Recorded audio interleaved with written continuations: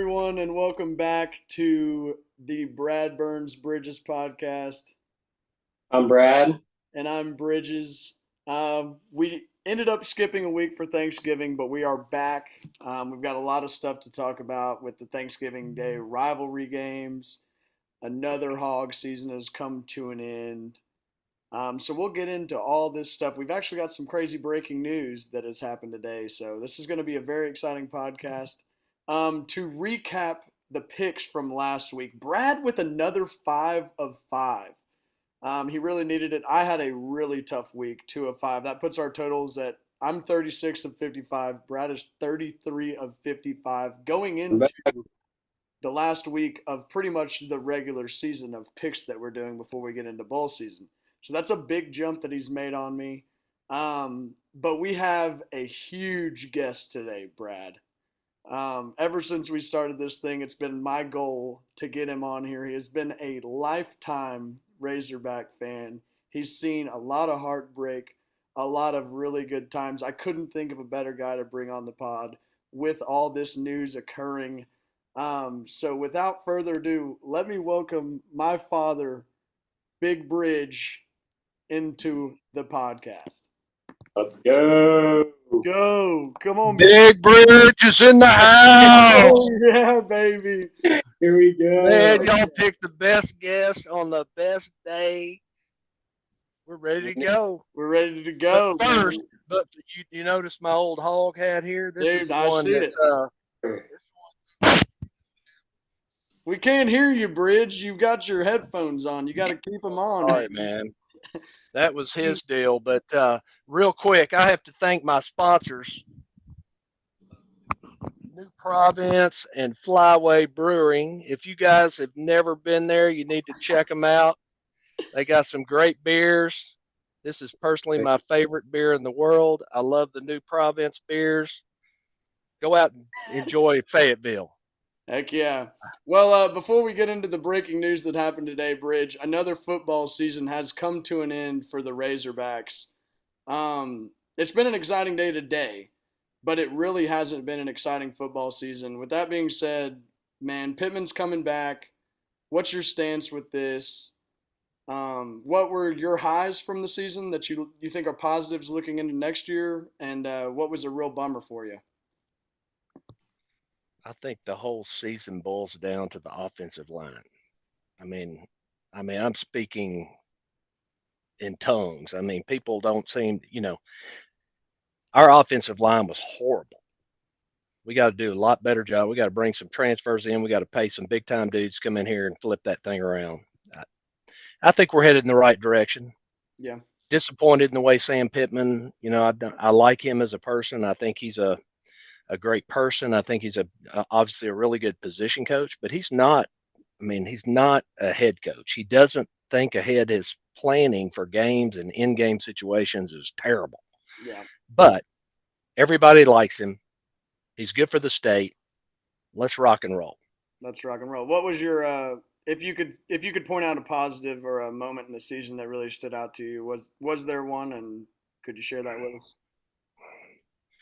I think the best time I had was one day I was out fishing. I was watching the game and we were playing somebody and we got up on them, and I went out fishing, and then I start getting text messages from my friends. But I think it's the time we went in overtime. Is that the game? Yeah, the Florida game. Yeah, the Florida game. I was out fishing on my boat. I missed the whole thing. So it was good. You were texting me, and other people were like, "Hey, my cousins from Texas were texting me. Hey, the Hogs won the game." I was like, "Wow." Well, that's pretty brutal, Bridge. I'm gonna boil that down to a pretty. Well, when you don't make plans to watch a football game, things are bad. Yeah, for sure. Brad, what about Especially you? me. Yeah, Brad, what are your lows and what really needs to change going forward, and then your high point? I mean, Lowe's, I couldn't agree more with Big Bridge. Offensive line all year was just backbreaking for the offense. I mean, couldn't get anything going on the run game. KJ was always on the run. I mean, we have not seen him on the ground as much as we did this year. I mean, he's usually breaking those tackles, but he just got hit so much this year. You could kind of tell it kind of wore on him towards the end of the year, and he was just worn out. and he really wasn't as explosive as we've seen in the past. And the offense, always goes through KJ, and so they were just slow throughout the year. And kind of going back to like Sam Pittman, just disappointing since he's an offensive line coach. I mean, he literally was brought in here. I was pretty excited about the hire. No one really knew about Sam coming into Arkansas, offensive line coach from Georgia, but college football is so important down in the trenches, defensive and offensive line. And so I thought, what good hire. I mean, pretty creative on Hunter Yurachek, but he's kind of dropped the ball as of late. And so definitely something to look for in the offseason from him. And then kind of the highs, I honestly, I really like the way the defense played throughout most of the year. There were some times where they struggled against some of the high-powered offenses we saw in the SEC. But I was, heavily surprised with kind of the way the secondary played, losing some guys in the transfer portal. I thought those guys played well. Linebackers played well. And then, got decent pressure up front throughout the season, and honestly kept us in a lot of games where we probably shouldn't have been, where the offense kind of let us down. So those are kind of my big two takeaways from the year, and a lot of things to fix this offseason, but today's news obviously has got a good start. Yeah, for sure. I'm with y'all, man. I think real quick, I think Pittman, he was banking on those two starters from last year coming in and then adding a few pieces and trying to take it, thought he was in good shape. But those two offensive guys from last year, they did not play up to par compared to the last several years they'd done. So it just went downhill from there. Yeah, I agree. I think the offensive line was the biggest problem, which is super concerning, like Brad said, when your head coach is an offensive line specialist and you're bringing back a couple of veteran guys that have been there. Um, we've talked about it several times, so there's no point really diving into that. I do think that the defense was much improved. That's my bright spot on the team. I think you keep that core recruiting group together and you're able to bring in, fix some holes for next year. Bringing us to our next point. I mean, I was expecting this podcast to be brutal. I thought we were going to have to dive in and really get in on the Hogs and really have some tough conversations, including Sam Pittman and where's this program going. But earlier today, Sam Pittman picked his guy, and they brought in a Hog legend in Bobby Petrino. He is back on the hill. It is a great day to be a Hog fan. He is going to be on campus tomorrow. I hope that they show him and announce it at the Duke game, which we'll talk about later. But Big Bridge, being a lifetime Hog fan, man, what does this news and like excitement bring you looking into next season? Let's face it. If this didn't happen, doesn't matter who they hired, it would be, I mean, we would have nothing to talk about. No excitement at all. All I've got to say is Bobby Mother Trino is back in the house, brother, and we're bringing the offense, and we're going to stuff it down your throat. That's all I got to say.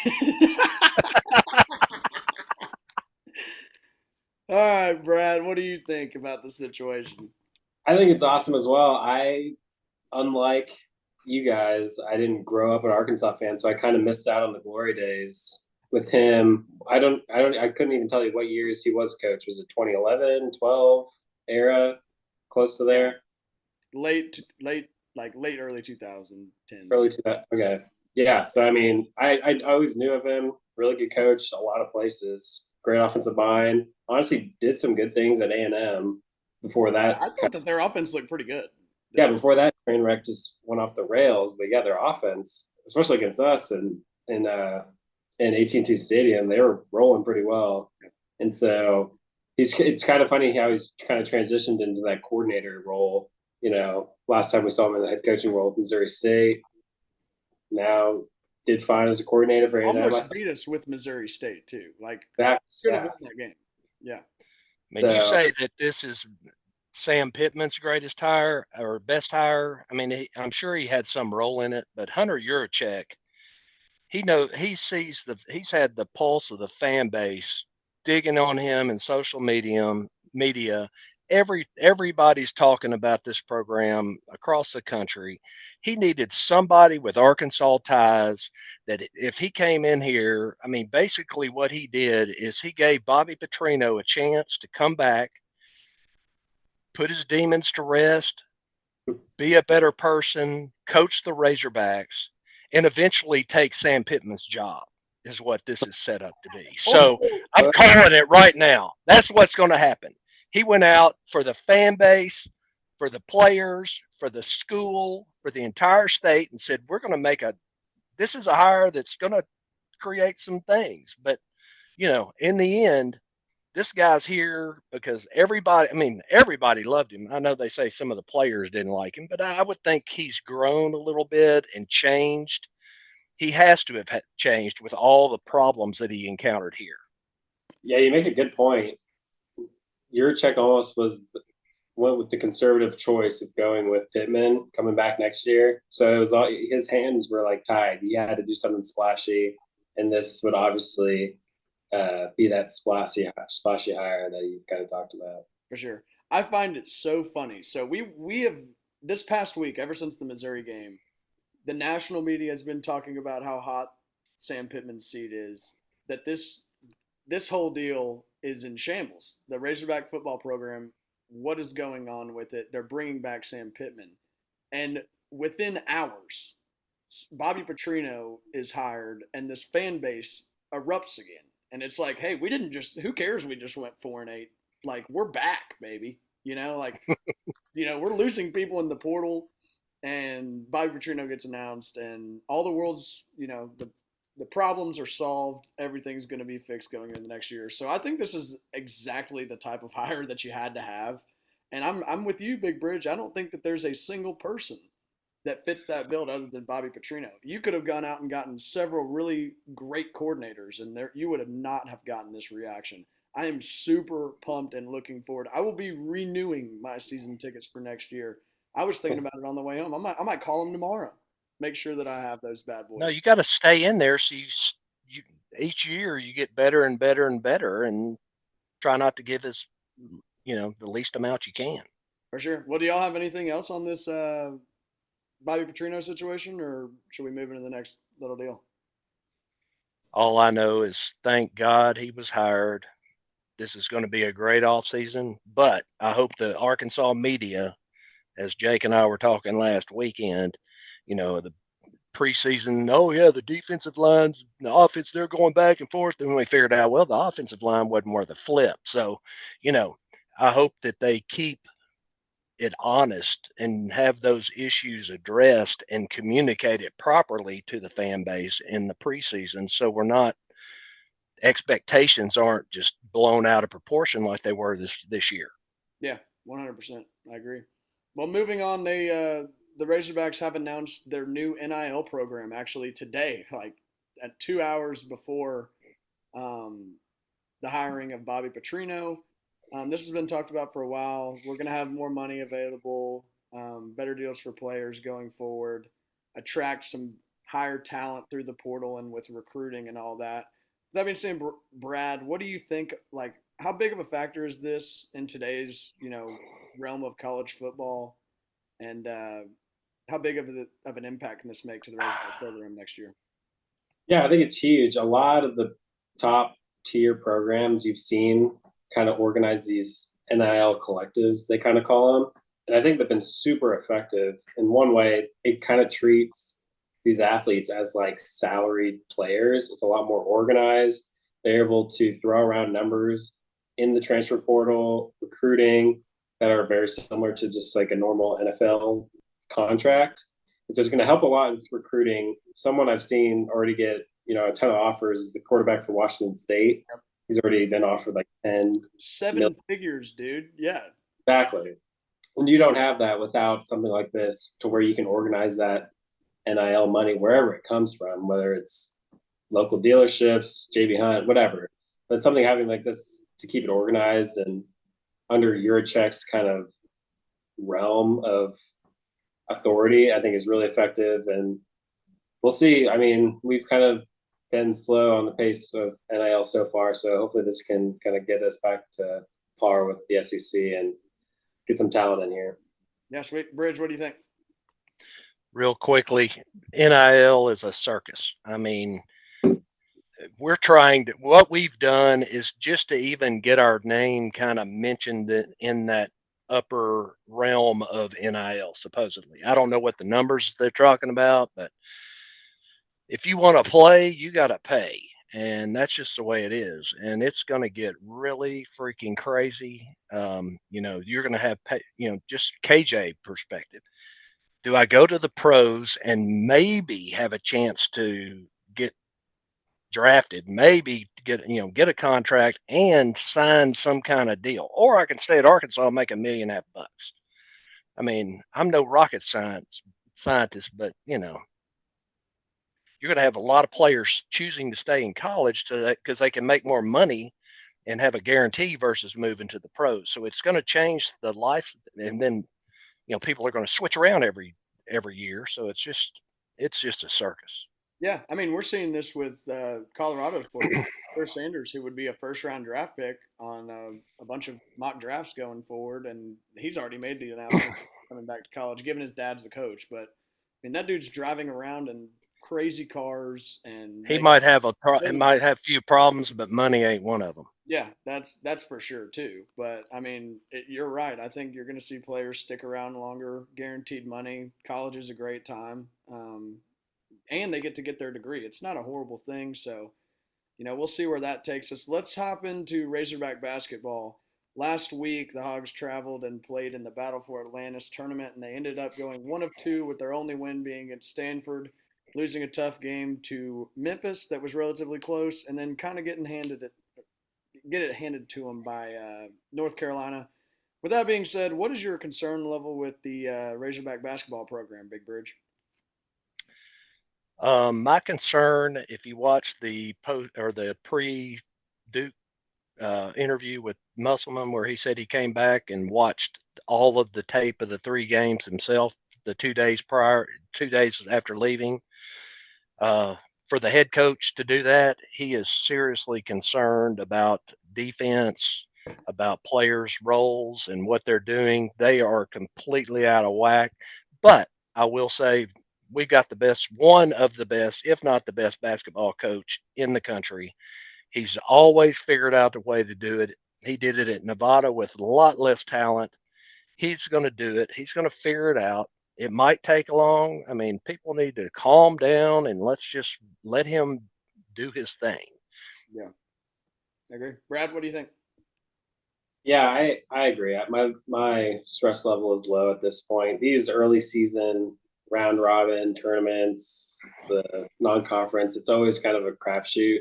I mean, it's so early in the year, and with the transfer portal and obviously one and dones in college basketball being so prevalent, these guys have never really played with each other ever. And you Yeah, have this whole for sure. whole new group. It's not like football where you got at least 3 years with each other. So I'm not worried at all. Basketball, I mean, it's a long season. I mean, we're not even close to SEC play yet. We got a few more on non-conference. And historically, like the past few seasons, I don't think we've done well early on in seasons. And obviously, we've ended great for a long time, like 4 straight years doing well in March. So not worried at all. If it kind of lingers into SEC play, my stress level will go a little higher. But for now, I'm rolling with Musselman and the Hogs. Yeah, We I need a believe. good showing tomorrow night. Yeah, There needs to be some major improvement. It needs to be a pretty tight game. And that will show the improvements that he can make in a short period of time, the way he broke down each of those players. yeah. I think the problem with Musselman's team, I think both of y'all have it. Transfers coming in, learning to play together. I think this team lacks identity on the offensive and defensive side of the ball. And I think that just takes time. And, the bright spots of our, team over the last week in Atlantis was Layden Blocker, true freshman coming in, wasn't really playing a lot early in the year, started both games into the tournament, looked great, played a lot of minutes, plays great defense, was scoring a little bit on the offensive side, but losing Tremont Mark, I hope that he gets back sooner than later because he was the backbone of that offense, and he made a lot of things happen when it wasn't going well. He's an absolute stud. But I'm with y'all. My concern levels, yeah, I'm a little concerned, but I do believe in Musselman. I think he's going to figure it out. Hopefully, it's sooner than later. All it takes is a couple games where those guys start gelling. You find the right group of guys on the floor. Season takes a complete 180. So I'm with y'all. With that being said, we had Thanksgiving Hey, last. did you see real quick? Did you see Musselman in his interview? And they were asking him about Leighton Blocker, and he said he did such a great job. And he said, "Yeah, without him, we'd have been in real trouble. But he should not be getting rebounds when he needs to be defending the backcourt, preventing the deal. So I mean, he's breaking those kids down to the minor details. Yeah, but I mean, Pretty cool. I think you're, I agree with you, but I don't see anyone else crashing the boards. Like that was a huge issue. Like watching that game, Leighton Blocker was like the only guy that was going up and attempting to get rebounds. So this team is going to have to come together, and people are going to have to learn their roles. Trevin Brazil needs to get it together and stop being so petty. There's several things. It's a lot of growing to do, but yeah, pumped for tomorrow. The Duke game going to be an incredible atmosphere. I'm excited to watch it on TV. Wish I had tickets, but we'll see. Switching it up, we had Thanksgiving last week. That's why the podcast didn't happen. But with that being said, rivalry week, bunch of football games going on. We could talk about it forever. But my one thing is, what is the one game over last week in the football aspect, college or NFL, that really stood out to you as the best game, the best watch that you had? Big Bridge, we'll start with you. Oh man, I didn't come prepared, dude. Why don't you take that there, Brad, and I'll think about it. For sure. I got to think about it too, but Here, I'll I go. did. I'll No, go. I got Stump the guest. Jeez. I got one. Saturday night, in the swamp, Florida State. Crazy game. Florida came out hot. Two backup quarterbacks going at it. I thought Florida State was done, and somehow whatever his name is pulled it together and strung a couple of touchdowns to take down the Gators. It was a To good save game. their season. If they lose that game, they're screwed. They're out of the playoffs, and then they're probably they have a tough ACC against Louisville.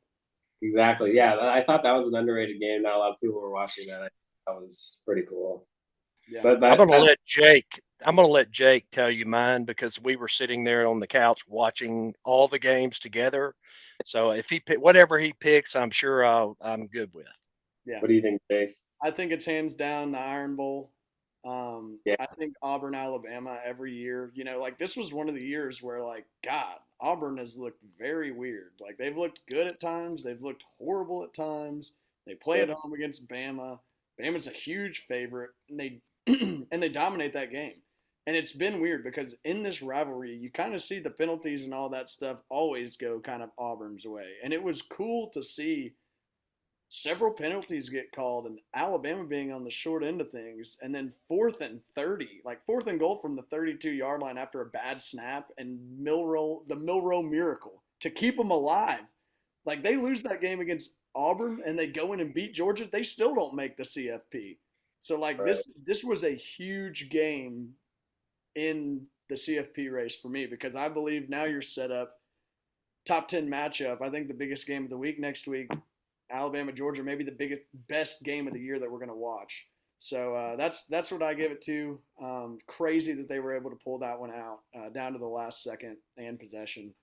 But we had some great football. I think that was the best rivalry week that I've seen. There was several close games. That Florida State with a huge meaning, right? CFP. Then you have Washington State comes down to the wire. That was a good game too. Iowa, Nebraska. Yeah, Iowa, Nebraska. Dude, shout out the Hawkeyes, man. They're playing in the Big Ten. They've done something that the Hogs weren't able to, and that's win a close football game. I got a stat. So they They ended up. score a rushing touchdown during their conference play on the road because the Hogs didn't.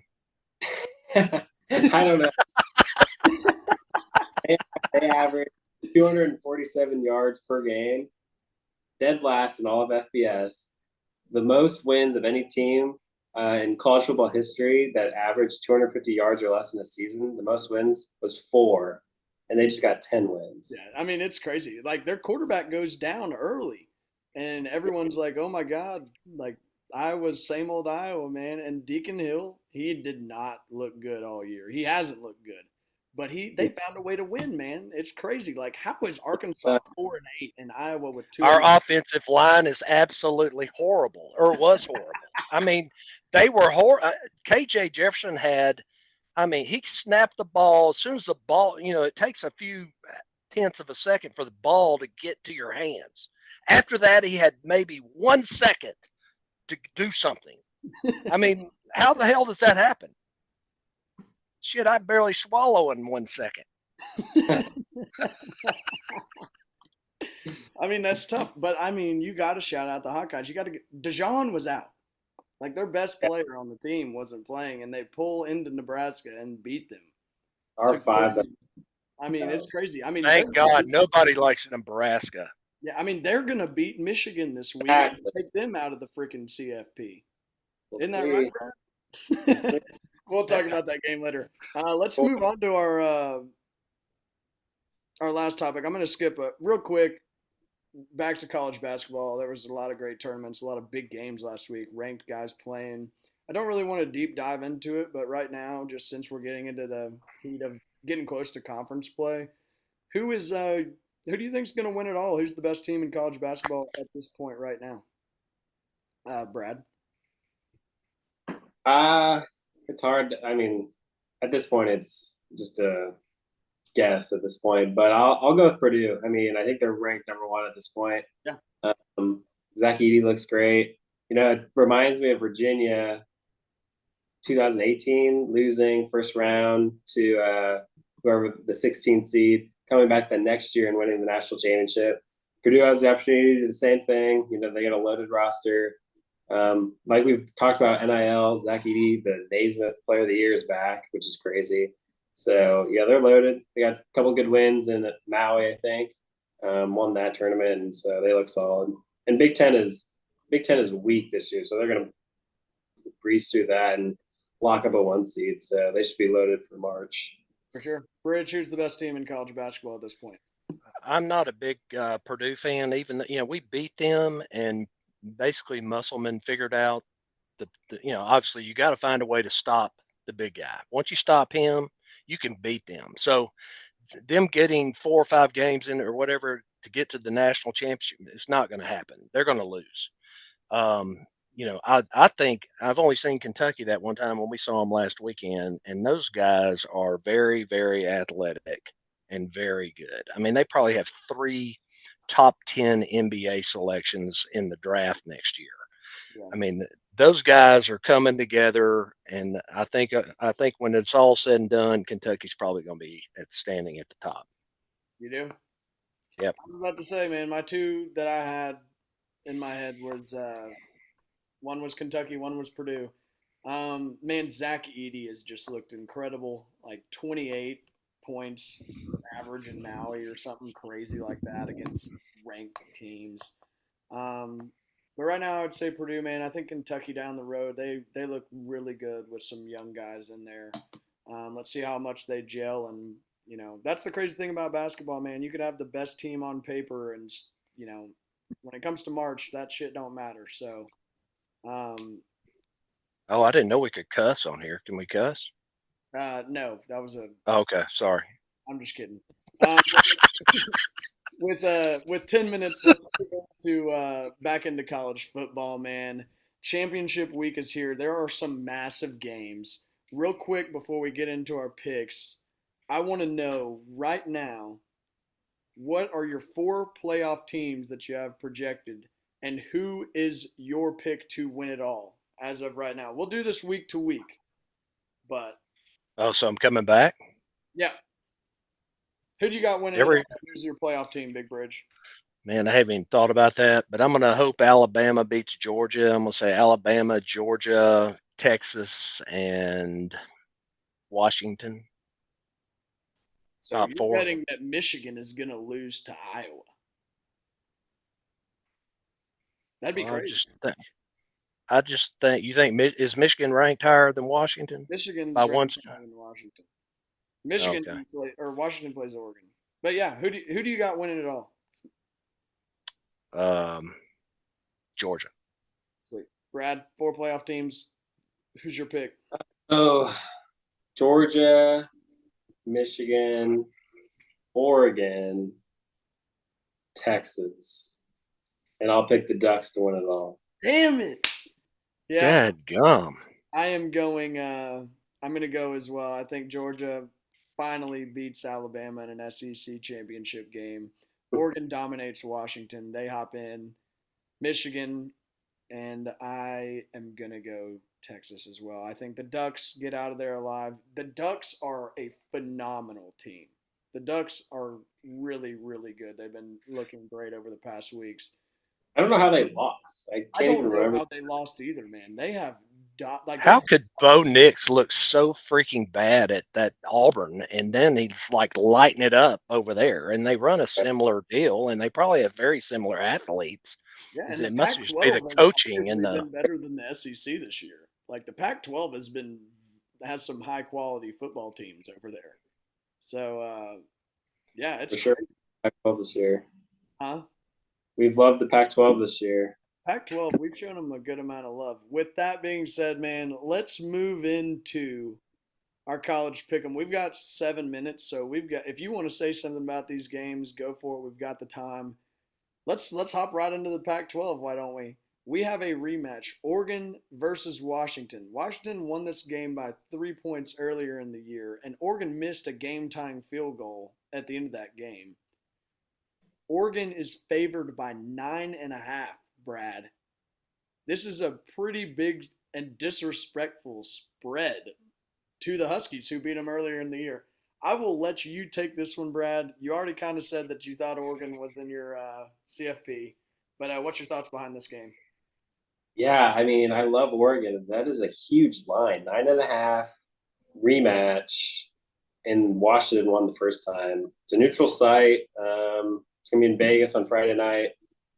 I don't know. I love Oregon, but like Washington plus 9.5 looks too tempting. I'll take them. I'll take Huskies plus 9.5. I mean, Michael Penix. I mean, is he not a Heisman contender anymore? Like he's been playing pretty good.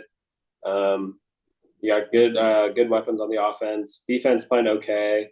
And I really like the coaching job DeBoer has done. He's the man over there, and I don't see them getting blown out. Especially with the college football playoff bid on the line. It's a win and get in game. Like that's what it is. Exactly. I think this is going to be one of the best games of the year. So I have Oregon winning, but give me Washington plus 9.5. Yep, I agree. I think you broke that down. I think you broke it down great.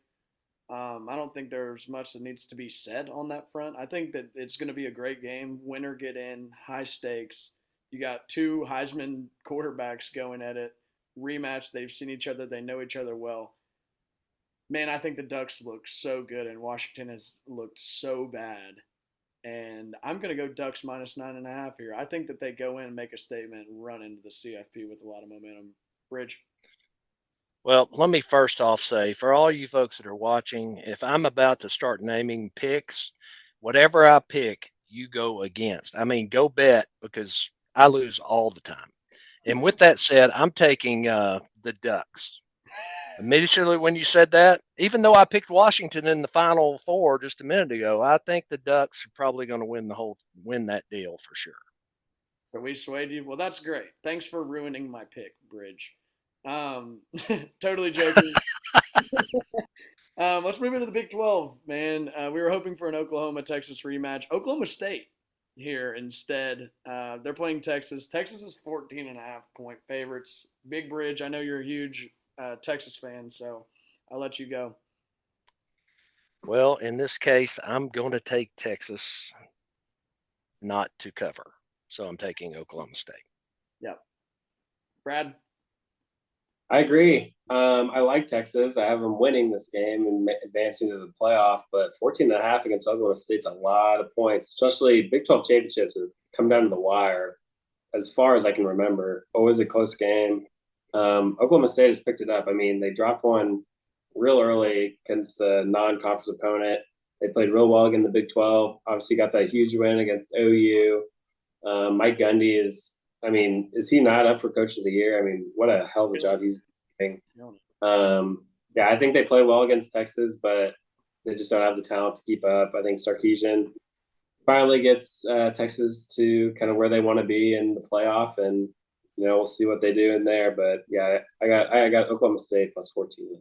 Yeah, I'm gonna go Oklahoma State. 2 touchdowns. It's a And you lot. still win is a lot. So I'm going Oklahoma State plus 14.5. Hey, 3 minutes, so let's go real quick through these. Michigan versus Iowa, Brad. This is a game, that you have some skin in, I guess, Iowa fans. So what do you think here? Michigan's minus 23. I don't love taking this pick, but I got to go Iowa plus 23. We'll see turnovers, block punts, Some special teams. kick returns. We need something. I'm I think score. Vegas doesn't even like us to score, so I think we score. So I think the defense plays well enough to keep us close enough. Plus 23. I think we cover it. I'm going to take Michigan minus 23. I took the Hawkeyes earlier against Penn State on a pretty big line, and they let me down. So I'm going Michigan minus 23. Big Bridge. Real quick, 2 minutes. Same as, yeah. I'm going with Iowa. Sweet. Next one, ACC championship game. Louisville versus Florida State. FSU's minus 2.5. Man, I just don't think that. I don't think Florida State. You're going Knowles? I'm going to Louisville plus 2.5. Big Bridge, you're going FSU? Yep. Sweet, Brad. Louisville. FSU looks not very good against Florida, and I don't know how they won that game. Give me Louisville. Yep. Jeff Braun here. Biggest game of the year, Alabama versus Georgia. This is where things can get crazy. Alabama goes in, has the potential to beat Georgia. Uga's minus 6 here. Big Bridge. Since you're our guest picker, I'll let you go. We got 1:40, so Bama. Bama plus 6. Keeping the dream alive, Brad. I really like the way Georgia's been playing the last few weeks. Carson Beck has honestly put himself into the Heisman contention. If he can win this game, I think he's getting an invite to New York. I don't think he wins it, but I mean he's been nails later half of the season. I think Georgia wins. Not huge, but I think they cover 6 points. And then they'll be the favorites in college football playoff. We'll see what happens. 3-peat would be crazy, but yeah, I think they win the same. Sweet, man. Give me the Tide plus 6. I hope that they win this game. Would love to see 2 SEC teams in the playoff. Maybe keep Texas out. That would be crazy here. But, I mean, that would be nuts. That is what college football has come down to. It all comes down to this week. Let's see what happens. Thank y'all for having me. Y'all to get all the guests together right after the week after the final game and have everybody on that you've had on the season and have a wrap-up discussion. Oh, man, this train ain't stopping, Bridge. Thank you. Thanks, Flyway. Yep. Thanks, New Providence. Thanks for doing it. Remember, like and subscribe to the channel, and we'll see you next week.